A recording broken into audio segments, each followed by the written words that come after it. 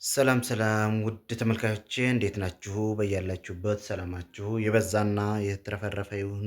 እነሆ ከንጋት ሚዲያ ወደ እናንተ የሚተላለፈው ዜና ሰዓትን ጠብቆ ወደ እናንተ እየመጣ ይገኛል። ዜናውን በመምራት አብሬያችሁ የምቆይ እኔ አዱኛ ከበደ ነኝ። ከእኔ ጋር ቆይታችሁ እንድትከታተሉኝ የአክብሮት ጥሬ ነው። ተከታተሉኝ። እንዲያውም ቁሜ ነው ማስደምጣቸው ከሌሎች ጋዜጠኞች የተለየሁ እንደሆንኩ እንድታውቁ ማለት ነው። አዳምጡ። ወደ ዜናው ገባ።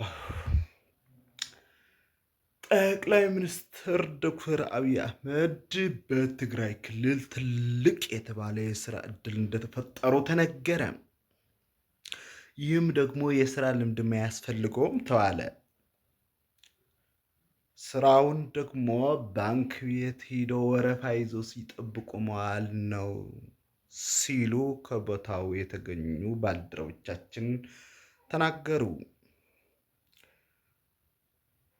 ውድ አድማጮቻችን ለዛሬ የነበሩን ዜናዎች እነዚህ ነበሩ። ሼር፣ ኮፒ ሊንክ፣ ፎሎ በማድረግ እንድታፈምሱን የአክብሮት ጥሪያችን ነው። በተረፈ ዜናዎቼ በዚህ ተቋጨ። ቴንኪው ስላዳመጣችሁ በጣም አመሰግናለሁ። ቴንኪው